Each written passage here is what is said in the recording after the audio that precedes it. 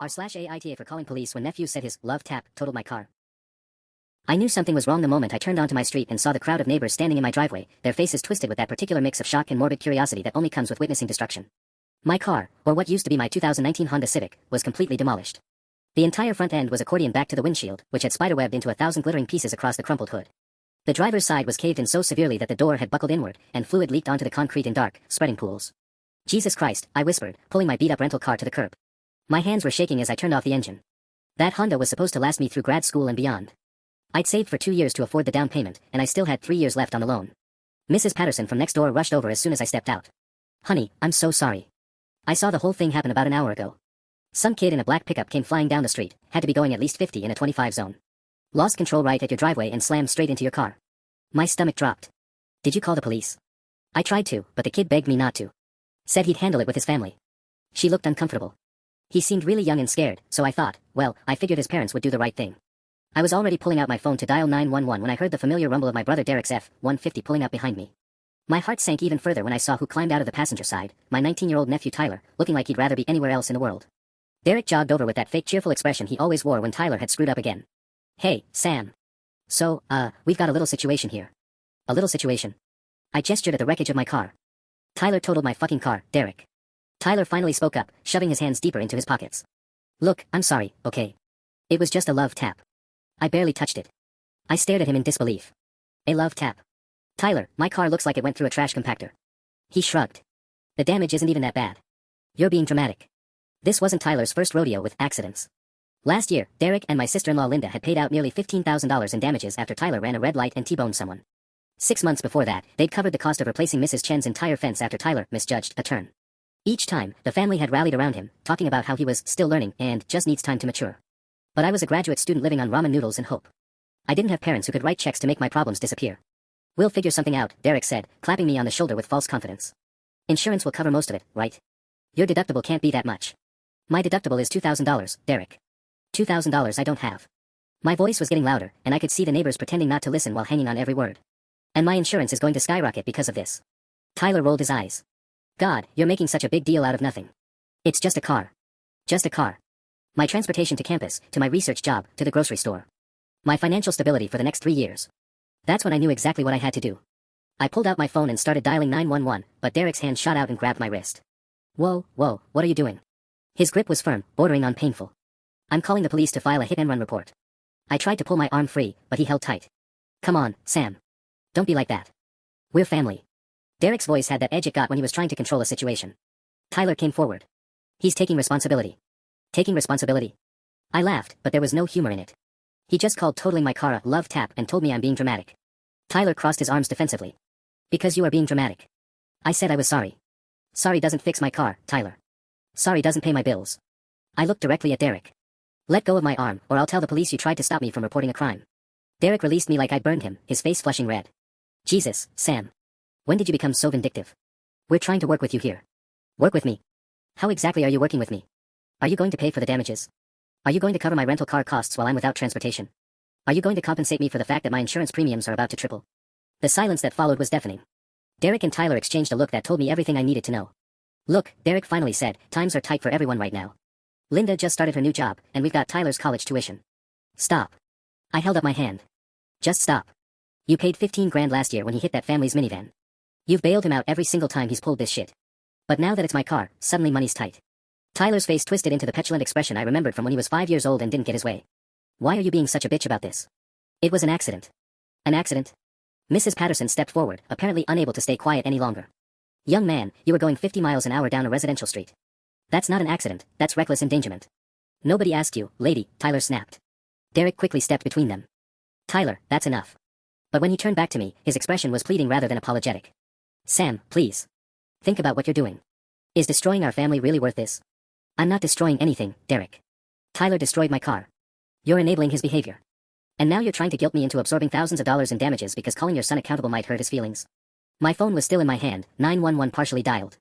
All I had to do was hit the call button. But Derek's words echoed in my head, destroying our family.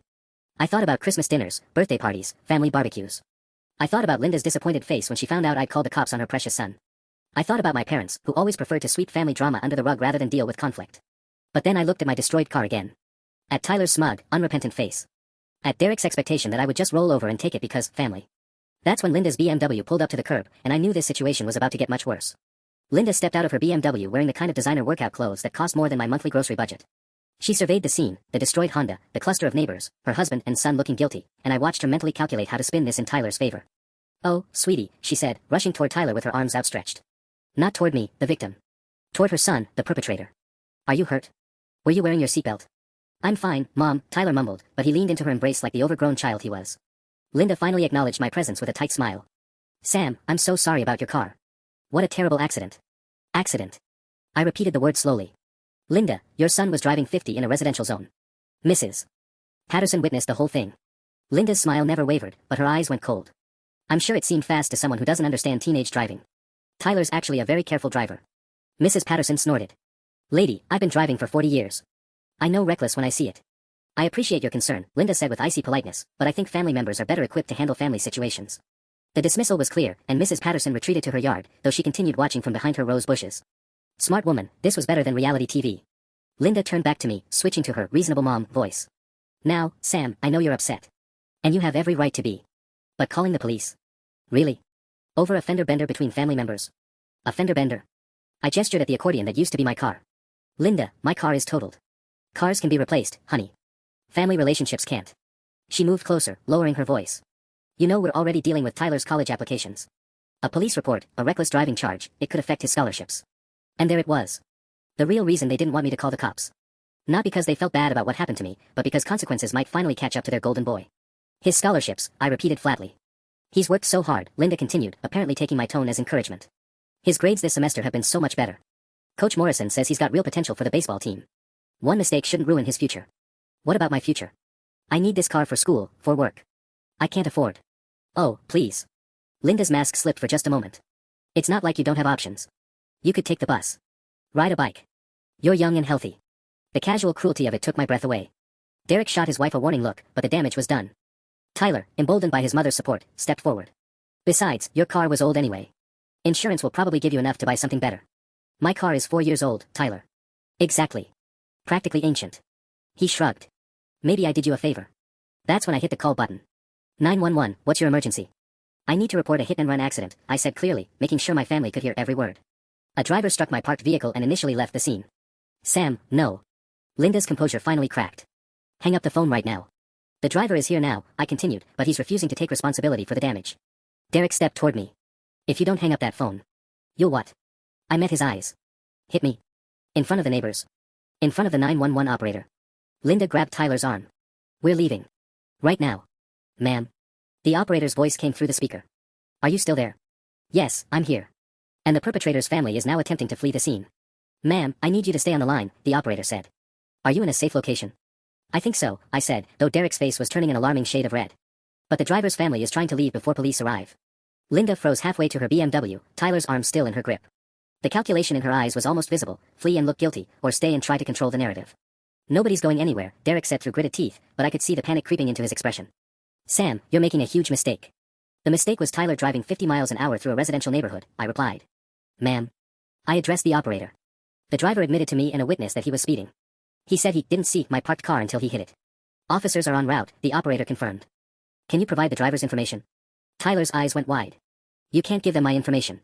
That's like a violation of privacy or something." "It's called being a witness to a crime, genius," I said. Then, to the operator, "The driver is Tyler Morrison, 19 years old." I rattled off Derek and Linda's address. "He's here with his parents, Derek and Linda Morrison." "I can't believe you're doing this," Linda said, her voice shaking with rage. "After everything we've done for you. Every Christmas present, every birthday card, every family vacation we included you in. Every family vacation you guilt-tripped me into paying for because I was the only one without kids," I shot back. "Every Christmas where you made sure Tyler got twice as many presents as anyone else. Every birthday where somehow Tyler's accomplishments got more attention than whoever was actually celebrating." Derek stepped closer, his hands clenched into fists. "You ungrateful little..." "Derek." Mrs. Patterson's voice cut through the tension like a blade. She'd moved closer again, and now I could see she had her phone out, recording. "I'd be very careful about your next words. The 911 operator can hear everything, and I'm documenting this for the police." "Smart woman." I made a mental note to send her a fruit basket when this was over. Linda noticed the phone too, and her demeanor shifted again. Back to the concerned mother act. "This is all just a misunderstanding," she said loudly, clearly performing for Mrs. Patterson's camera. "Tyler made a mistake, and we're obviously going to make it right. Sam is family, and we take care of family." "How?" I asked. How exactly are you going to make it right? The silence stretched long enough for me to hear sirens in the distance. We'll figure something out, Derek said weakly. You'll figure something out, I repeated. Just like you figured something out when Tyler crashed into the Hendersons' fence last year. Oh wait, you paid them off and made them promise not to file charges. Just like you figured something out when he got caught street racing and you hired a lawyer to get the charges dropped. Tyler's face went pale. How did you know about that? Because I actually pay attention to what goes on in this family, unlike everyone else who just pretends Tyler's problems don't exist. The sirens were getting closer now, and I could see Tyler starting to panic. Good. Maybe a taste of real consequences would finally get through to him. Ma'am. The operator's voice reminded me she was still on the line. The officers should be there within the next minute or two. Thank you, I said. We'll be here waiting. Linda shot me a look of pure hatred. This isn't over, Sam. You think you're so righteous, but you're about to find out what happens when you bite the hand that feeds you. The hand that feeds me? I let out a laugh that sounded harsh even to my own ears. Linda, when exactly have you ever fed me? When have any of you actually helped me with anything? We're family, she started. No, we're related. There's a difference. The sirens were getting louder, and I could see red and blue lights reflecting off the houses down the street. Family doesn't threaten each other. Family doesn't cover up dangerous behavior that could get innocent people killed. Tyler was fidgeting now, wiping his palms on his jeans. Maybe we could work something out before they get here. Like, I could pay for half or something. Half. I stared at him. Tyler, do you have any idea what it costs to replace a car? I don't know, like, 2,000. Derek closed his eyes and muttered something under his breath. Even he knew his son was living in a fantasy land. Try 15,000, I said. Minimum. And that's if I can find something decent used. Tyler's jaw dropped. 15,000. For a car. That's insane. That's reality. The thing you've been sheltered from your entire life. The police cruiser turned onto our street, followed by what looked like a second unit. Mrs. Patterson was still recording, and I noticed a few other neighbors had come out to watch the show. Great. By tomorrow, the whole neighborhood would know the Morrison family drama. Linda saw the police cars too and made one last desperate attempt. Sam, please. I'm begging you. Tyler will pay for the damage, I promise. We'll make sure he pays every penny. But if you go through with this report, you're not just hurting Tyler. You're hurting all of us. How am I hurting you? Derek's up for partner at the firm, she said quietly. Something like this, a police report involving our son, it could affect his chances. And there was another piece of the puzzle. Derek's law firm was old school, conservative, family values focused. A reckless driving charge for their son wouldn't look great during partner evaluations. So this is about Derek's career now too. It's about our family's future, Linda said. Tyler's scholarships, Derek's partnership, we've worked so hard for these opportunities. What about my opportunities? My voice was rising, and I didn't care. I'm supposed to sacrifice my financial stability, my transportation, my peace of mind so that your family can keep pretending Tyler is perfect? The first police car pulled up to the curb, and two officers got out. One was older, gray-haired, with the look of someone who'd seen everything. The other was younger, probably not much older than Tyler, with a notebook already in hand. Ma'am. The older officer approached me. I'm Officer Rodriguez. You called about a hit and run? Yes, sir. I gestured to the wreckage. My car was parked in my driveway. The driver struck it at high speed and initially left the scene. Tyler stepped forward, puffing out his chest. Look, officer, this is all blown out of proportion. It was just an accident. I came back as soon as I realized what happened. Officer Rodriguez looked from Tyler to the destroyed car, then back to Tyler. Son, how fast were you going? I don't know. The speed limit? Mrs. Patterson, I called out. Could you tell the officer what you witnessed? Linda shot me a venomous look, but Mrs. Patterson stepped forward with her phone still recording. I saw the whole thing, she said firmly. That young man was flying down the street. Had to be doing 50, maybe more. Never even hit the brakes until after impact. Officer Rodriguez's expression grew serious. Is that accurate, son? Tyler glanced at his parents, panic creeping into his voice. I mean, maybe I was going a little fast. A little fast, Officer Rodriguez repeated, making notes. In a residential area with a posted speed limit of 25 miles per hour. The younger officer was already walking around my car, taking pictures from different angles. He crouched down near the impact point and whistled low. Rodriguez, you need to see this. Officer Rodriguez joined his partner, and they had a quiet conversation I couldn't quite hear. But I caught enough words, excessive speed, reckless endangerment, significant property damage, to know this wasn't going to be the slap on the wrist Tyler was expecting. Derek stepped forward, his lawyer instincts finally kicking in. Officers, I'm Derek Morrison, Tyler's father and an attorney with Morrison, Blake and Associates. My son made an error in judgment, but he immediately returned to take responsibility. Actually, sir, Mrs. Patterson interrupted, that's not accurate. She held up her phone. I have video of the impact and the immediate aftermath. The young man left the scene. He only returned about 20 minutes later with his parents. My stomach dropped. Video. She had video. Officer Rodriguez's eyebrows went up. Ma'am, could we see that footage? Of course. Mrs. Patterson began swiping through her phone. I was watering my garden when I heard the engine racing. I started recording because honestly, people drive too fast through here all the time, and I've been documenting it for the homeowners association. Derek's face went ashen. This was spiraling far beyond what any of them had anticipated. Here, Mrs. Patterson said, handing her phone to Officer Rodriguez. You can see the collision, and then watch. He reverses and drives away. Doesn't even get out to check for damage or see if anyone was hurt. The officers huddled around the phone, watching the footage. Tyler was shifting from foot to foot, looking like he might bolt at any second. Linda kept opening and closing her mouth like she wanted to say something but couldn't figure out what. Sir, Officer Rodriguez addressed Tyler. According to this video, you left the scene of an accident. That's a separate charge from reckless driving. I was going to get my parents, Tyler stammered. I was scared, okay. I'm 19 years old, and I just crashed into my uncle's car. I wasn't thinking straight. I'm not his uncle, I said quietly. I'm his cousin. Officer Rodriguez looked confused, and Derek jumped in. Sam is my younger sibling. Tyler sometimes calls the older relatives uncle or aunt, family thing. Actually, I said, feeling something snap inside me, Tyler calls me uncle because Derek taught him to. It's a power play, makes me sound older, more out of touch, like the cranky old relative who should just shut up and not cause problems. Linda's eyes went wide. Sam, what are you? I'm 28 years old, I continued, looking directly at Officer Rodriguez. Tyler is 19. But they've spent years training him to see me as some doddering old relative instead of someone barely older than he is who might actually have valid concerns about his behavior. Derek's jaw tightened. This isn't the time or place for family psychology, Sam. No, this is exactly the time, I shot back. Because this whole situation is about family psychology. About how you've created a system where Tyler never faces real consequences because there's always someone to clean up his mess. The younger officer finished photographing the car and rejoined his partner. Rodriguez, we've got skid marks starting about 50 feet back. Given the damage pattern and the length of the skids, I'd estimate impact speed at 45 to 50 miles per hour. Tyler went completely pale. That can't be right. Officer Rodriguez fixed him with a steady look. Son, I need to ask you directly, had you been drinking tonight? No. Tyler's voice cracked. I haven't been drinking. I don't drink and drive. But you do drink, Officer Rodriguez said, not making it a question. And you were at a party tonight? Tyler's eyes darted to his parents. Yeah, but I only had like one beer. Hours ago. Derek stepped forward again. Officer, my son is being completely cooperative. If you need to administer a sobriety test. Actually, we do. Officer Rodriguez turned to his partner. Martinez, get the breathalyzer. This is ridiculous, Linda muttered, but loud enough for everyone to hear. He's clearly sober. As Officer Martinez headed back to their cruiser, my phone started buzzing. I glanced down to see a text from my advisor. Need those revised chapters by Monday for the committee review. How's the progress? The irony hit me like a physical blow. Here I was, watching my family implode while my academic future hung in the balance, and I didn't even have a car to get to campus anymore. The stress of my thesis defense was already keeping me awake at night, and now I'd have to figure out how to maintain my research schedule without reliable transportation. Sam. Officer Rodriguez was looking at me. I need to get some information from you as the victim of the hit and run. Victim. Linda practically spat the word. This is family business. Sam is not a victim. Ma'am, Officer Rodriguez's voice carried a warning tone. When someone's property is damaged by reckless driving and the perpetrator flees the scene, that person is legally considered a victim regardless of family relationships. Tyler was pacing now, running his hands through his hair. This is insane. It's just a stupid car. Insurance will cover it, right Sam? Your insurance covers accidents. Insurance doesn't cover the deductible, I said. Or the gap between what they'll pay and what a replacement actually costs. Or the weeks I'll be without transportation. Or the fact that filing a claim will make my rates go up. So what's that, like a few $100?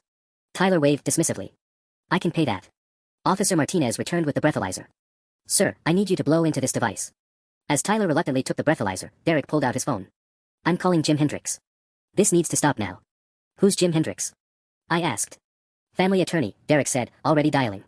Someone needs to protect Tyler's interests here. What about protecting the neighborhood's interests? Mrs. Patterson called out. That boy could have killed someone driving like that. More neighbors were gathering now.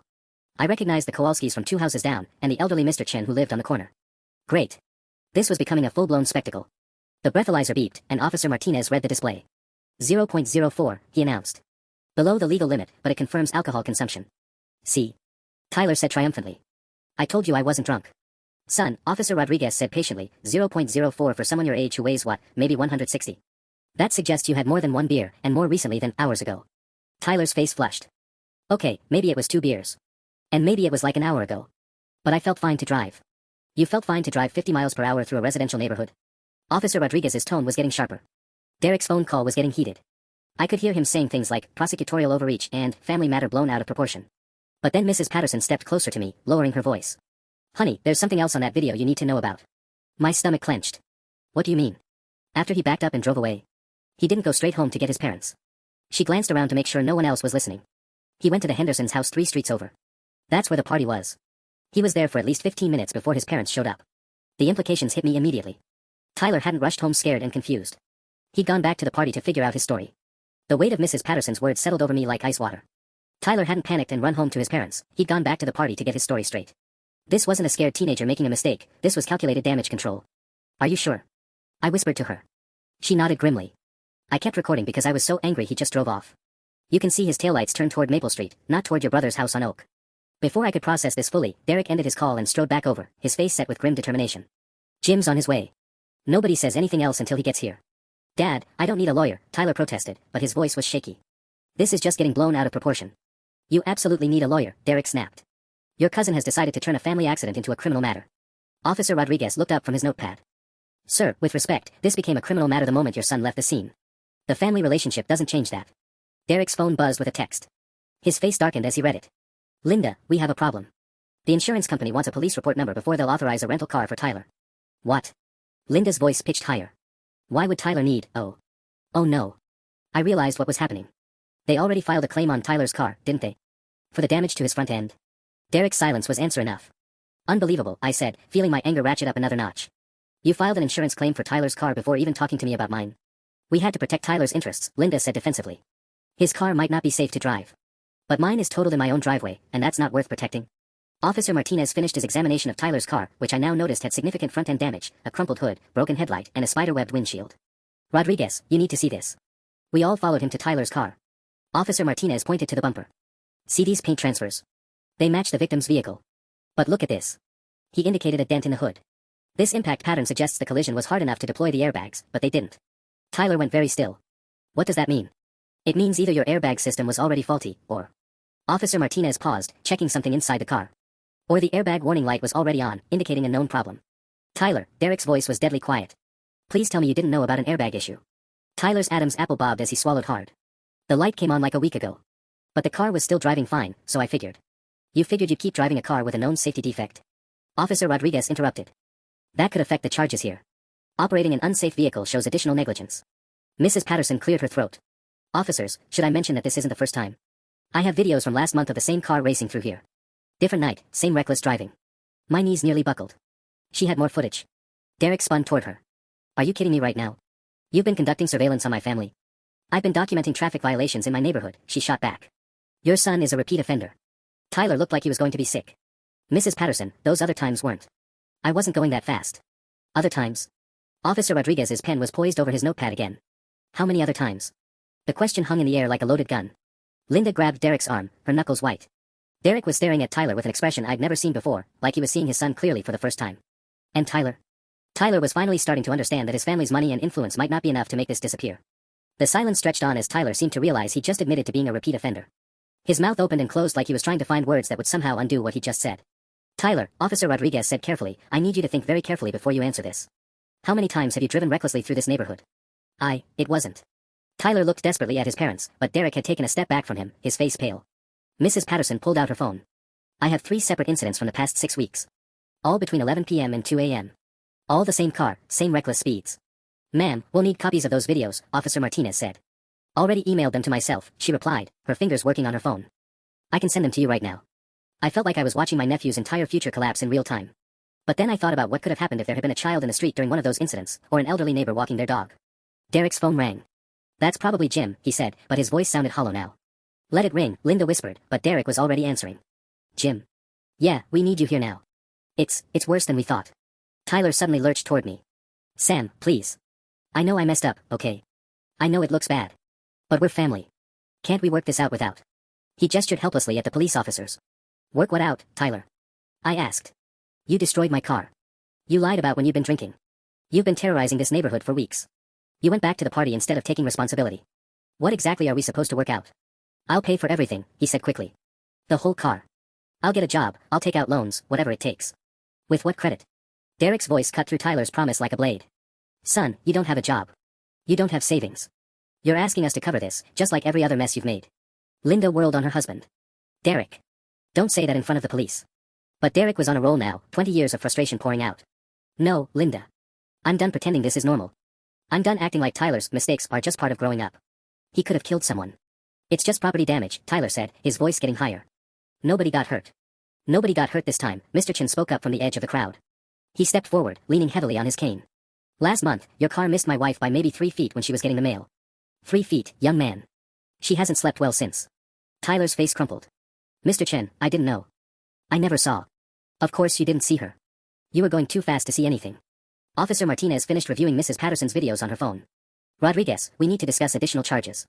This shows a pattern of reckless endangerment. Additional charges? Linda's voice was barely a whisper. My phone buzzed with a text from my advisor. Defense meeting moved to 10 a.m. tomorrow. Library conference room. Don't be late. The irony was crushing. Tomorrow I was supposed to defend years of research, and I might have to take 3 buses to get there because my nephew thought traffic laws were suggestions. Derek closed his eyes. When he opened them, he looked directly at Tyler. Son, I need you to tell me the truth right now. Tonight wasn't the first time you've driven after drinking, was it? The question landed like a physical blow. Tyler's silence was answer enough. Oh God, Linda whispered. In the distance, I could see headlights approaching. Probably the family attorney, coming to clean up another one of Tyler's disasters. But looking around at the neighbors' faces, at the police officer's growing pile of evidence, at my parents standing helplessly by their destroyed flower bed, I wondered if this mess was finally too big for anyone to clean up. The approaching headlights belonged to a sleek black sedan that pulled up with the kind of quiet authority that screamed expensive lawyer. A man in his 50s stepped out, still wearing a full suit despite the late hour.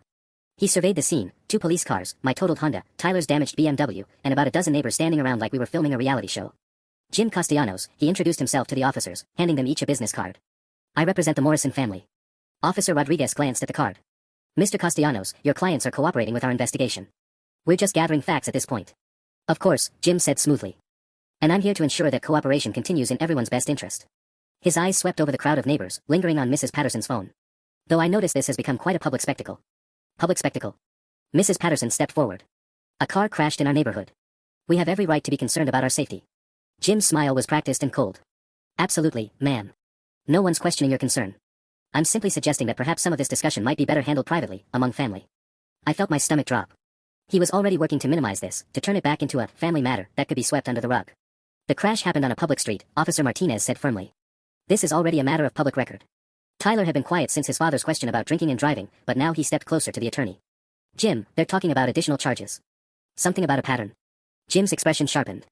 What additional charges? Officer Rodriguez showed him Mrs. Patterson's phone. We have video evidence of multiple incidents of reckless driving in this neighborhood over the past 6 weeks. Same vehicle, same driver. While Jim reviewed the videos, Derek's phone rang again. This time he answered immediately. What? When? His face went ashen. Are you sure it's the same car? All eyes turned to him. Linda grabbed his arm. What is it? Derek lowered the phone slowly. That was my insurance company. They ran the claim through their system. He looked at Tyler with something approaching horror. Son, were you in an accident 2 weeks ago? A minor fender bender that you didn't tell us about.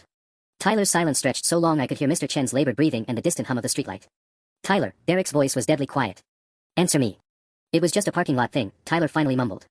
Barely a scratch. I handled it myself. You handled it yourself? Linda's voice cracked. How? I gave the lady some cash. Like $300. She said it was fine. Jim closed his eyes briefly, and I could see him mentally calculating how much worse this had just gotten. Officer Martinez looked up from his notepad. Sir, was this accident reported to your insurance company or the DMV? Tyler shook his head miserably. That's a hit and run, Officer Rodriguez said flatly. Leaving the scene of an accident without proper documentation, even in a parking lot. Mrs. Chen, who had been quietly listening from her porch, suddenly called out, Officer. That might have been my daughter-in-law. She said some boy hit her car at the grocery store 2 weeks ago and gave her cash, but she never got his insurance information. The bottom dropped out of my world. Not only was Tyler a repeat reckless driver, but he was also a repeat hit-and-run offender. Derek's phone slipped from his hand, clattering on the asphalt. Jim stepped forward quickly. Officers, I think it would be best if we continue this conversation at the station, with proper legal counsel present. But Tyler was already shaking his head, backing away from all of us like he could somehow escape the truth that was closing in around him. No, Tyler said, his voice getting louder. No, I'm not going to the station. This is insane. I made some mistakes, okay? But you're all acting like I'm some kind of criminal. Son, Derek's voice was hollow as he bent to pick up his phone, you just admitted to 2 hit-and-runs. That makes you exactly what you say you're not. Jim placed a firm hand on Tyler's shoulder. Tyler, stop talking. Right now. But Tyler shrugged him off, panic making his words tumble out faster. The lady at the grocery store was fine with the cash. She said it was easier than dealing with insurance. And tonight was just an accident, I wasn't even going that fast. Stop. Jim's voice cut through Tyler's rambling like a whip. Not another word. Officer Martinez stepped closer to Tyler. Sir, based on what we've heard tonight and the evidence we've gathered, we're going to need you to come with us to answer some questions. Are you arresting him? Linda's voice was barely audible. At this point, we're asking him to come in voluntarily for questioning regarding multiple traffic incidents, Officer Rodriguez replied. But given the pattern of behavior and the admission of unreported accidents. This is harassment, Linda suddenly exploded, all her earlier composure shattering. My son made some driving errors, and you're treating him like he's public enemy number 1. Mom, please, Tyler whispered, but Linda was beyond reasoning now. And you, she whirled on me, her eyes blazing, you could have handled this like family. But instead you called the police on your own nephew over a stupid car accident. Linda, my father stepped forward, his voice heavy with disappointment, Sam's car isn't just damaged. It's destroyed. And Tyler left the scene. He came back. After going to a party, Derek said quietly. Our son went to a party instead of calling us, calling the police, or making sure no one was hurt. My phone buzzed again. Another text from my advisor. Reminder, bring 3 copies of your methodology chapter tomorrow. 3 copies. For a defense I might not even make it to, about research I'd spent 3 years perfecting, in a car that was now a twisted heap of metal because my nephew thought the rules didn't apply to him. Mrs. Patterson stepped forward, holding up her phone again. Officer, I have more videos if you need them. From my doorbell camera. Tyler's car has been speeding through here almost every night for weeks. Mrs. Patterson, please, Linda pleaded. He's just a kid. He's 19, Mr. Chin said firmly. Old enough to know better. Old enough to kill someone. Tyler's face was ghostly white now. I would never hurt anyone on purpose.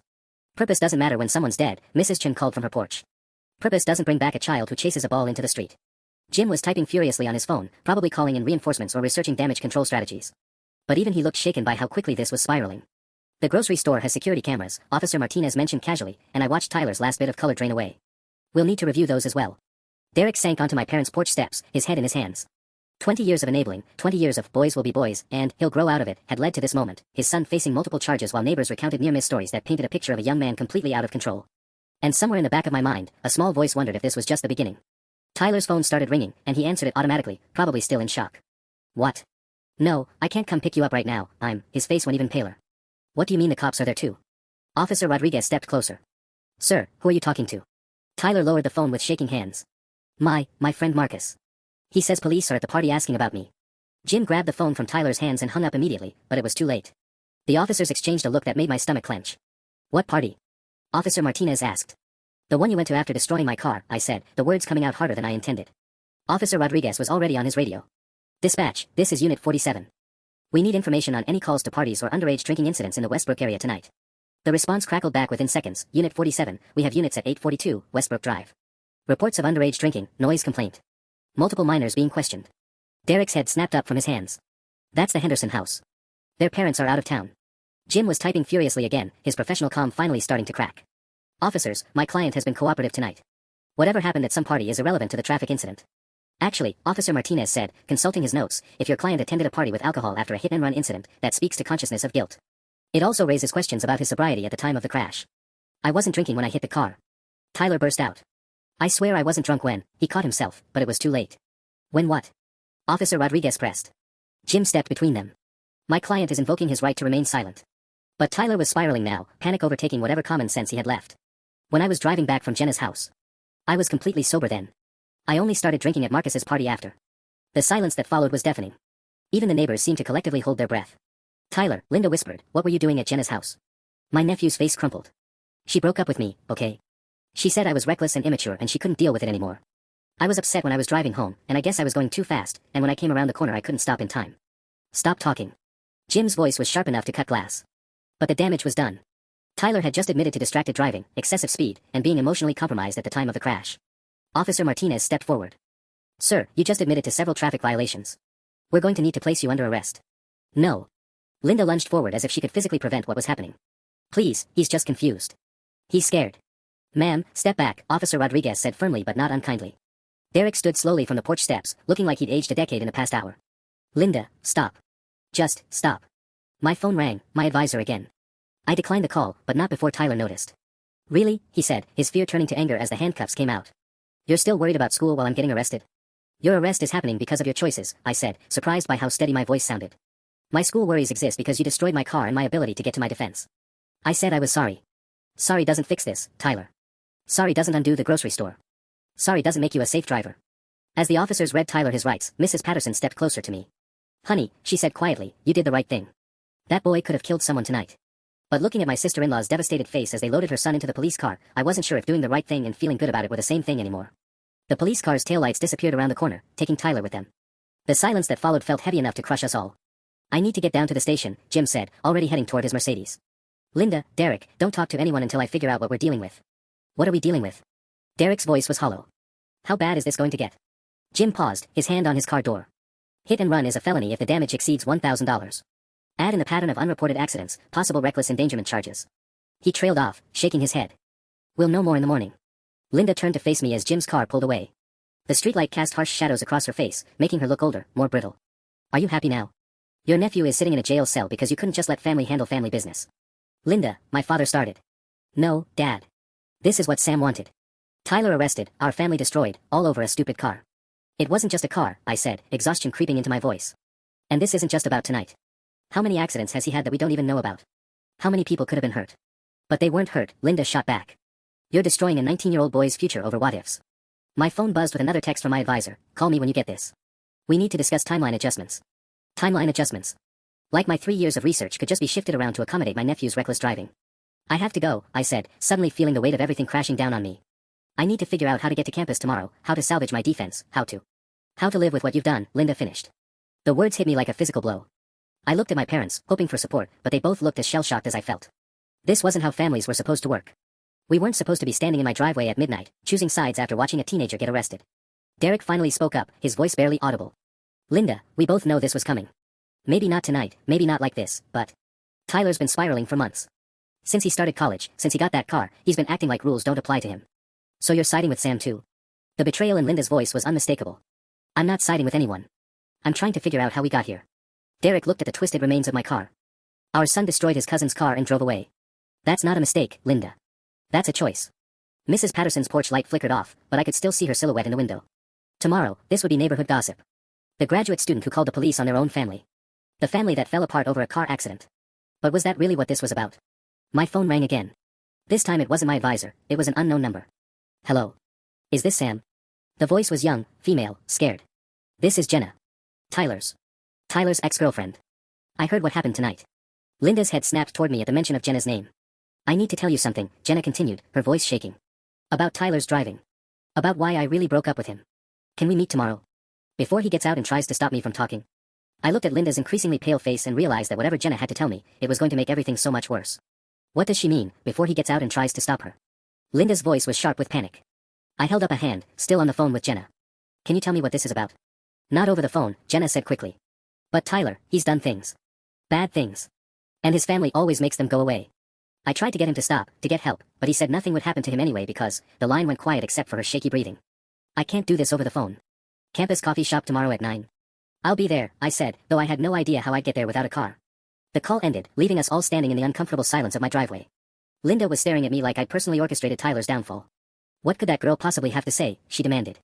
She's probably just bitter about the breakup. You can't trust anything she says. My father stepped closer. Sam, maybe you should hear what she has to say before. Before what? Derek's voice cut through the night air. Before we find out what else our son has been hiding from us. Linda whirled on her husband. How can you talk about Tyler like that? He's our child. Our child who just got arrested for hit and run after admitting to multiple traffic violations, Derek shot back. Our child who apparently has an ex-girlfriend scared enough to call his victim at midnight. My phone buzzed again. This time it was a text from an unknown number. Sam, this is Marcus. Tyler's friend. That party tonight? Tyler showed up bragging about teaching you a lesson about parking in his way. Said his family would make it disappear like always. Thought you should know. The blood drained from my face as I read the message aloud. Linda's denial cracked visibly. That's not, he wouldn't. But her voice lacked conviction. Teaching me a lesson. I repeated, the words tasting bitter. He hit my car on purpose. Derek sank back down onto the porch steps, his head in his hands again. Jesus Christ, Tyler. What have you done? My phone rang immediately. Marcus's number. I heard he got arrested, Marcus said without preamble when I answered. Look, I liked Tyler, but what he said tonight freaked everyone out. He was laughing about it, saying you deserved it for being a stuck-up grad student who thought you were better than him. Linda was shaking her head frantically, mouthing, no, no, no, as I put the call on speaker. He said what exactly? I asked, my voice deadly calm. That you'd been acting all high and mighty at family dinners, talking about your fancy research while he was just in community college. Said you parked in his spot on purpose to mess with him, so he decided to mess with you back. Then when he saw how bad the damage was, he got scared and took off. The silence that followed was absolute. Even the night sound seemed muted. Marcus, I said carefully, would you be willing to tell the police what you just told me? Already called them. They're coming to take my statement tomorrow. Linda made a sound like a wounded animal. This isn't happening. This can't be happening. But it was happening. My nephew hadn't accidentally hit my car in a moment of emotional distress. He deliberately targeted it out of jealousy and spite, then fled the scene. The love tap comment wasn't minimization, it was mockery. I need to call Officer Martinez, I said, ending the call with Marcus. Sam, please, Linda begged. Don't make this worse than it already is. I looked at her, really looked at her, and saw not a protective mother, but an enabler who'd spent years making her son's problems disappear. Linda, I said quietly, it's already worse than any of us imagined. Officer Martinez arrived within 20 minutes of my call, his expression grim as I relayed Marcus's statement. Linda sat on my porch steps, no longer protesting, just staring at her hands while Derek paced behind her. Premeditated vehicular damage changes everything, Martinez explained. Combined with the witness statements we're collecting, this moves from reckless driving into criminal mischief, possibly assault with a deadly weapon depending on his intent. My phone had been buzzing constantly, more texts from Tyler's friends, each one painting a clearer picture of his deliberate actions. Screenshots of social media posts he'd made over the past month, complaining about my showing off at family gatherings. Comments about how I thought I was so smart while he was stuck in community college. There's something else, I told Martinez, showing him the messages. His ex-girlfriend Jenna wants to meet tomorrow. She mentioned other incidents. Linda's head snapped up. What other incidents? Martinez scrolled through the screenshots, his jaw tightening. We'll definitely want to speak with her. MS. Chen, I want you to know, you did the right thing calling us. Based on what we're seeing, this could have escalated to someone getting seriously hurt. Derek stopped pacing. What happens now? Tyler will be arraigned tomorrow morning. Given the evidence we're collecting, and his history of traffic violations, I doubt he'll just get a slap on the wrist this time. My father, who'd been quiet through all of this, finally spoke. Sam, I owe you an apology. I pushed you to handle this within the family when what Tyler needed was real consequences. Linda looked up at him, tears streaming down her face. How can you say that? He's going to have a criminal record. His college should probably know they have a student who thinks damaging other people's property is acceptable revenge, I finished. The words came out harder than I intended, but I was exhausted from tiptoeing around Tyler's behavior. Martinez closed his notepad. Ms. Chen, do you have transportation to campus tomorrow? For your meeting with the witness? I'll figure something out. My parents exchanged a look. We'll drive you, my mother said firmly. It's the least we can do. After Martinez left, we stood in the wreckage of more than just my car. Linda was sobbing now, the reality finally breaking through her denial. Derek sat beside her, his arm around her shoulders. We failed him, Derek said quietly. Every time we bailed him out, every excuse we made, we were teaching him that his actions don't have consequences. I never meant for this to happen, Linda whispered. I know, I said, and I meant it. But it did happen. And now we have to deal with the reality of who Tyler has become. My phone rang one final time. Tyler, calling from jail. I looked at the caller ID for a long moment, then declined the call. Whatever he wanted to say, more justifications, more blame, more manipulation, I wasn't ready to hear it. Maybe someday, when he'd actually faced consequences and gotten help, we could have a real conversation. But tonight, for the first time in years, Tyler would have to sit with the results of his choices without his family rushing to fix things for him. Linda looked at me with something that might have been understanding starting to dawn in her eyes. What do we do now? We let the system work, I said. And maybe Tyler finally learns that actions have consequences. The twisted metal of my car caught the streetlight one last time as we finally went inside.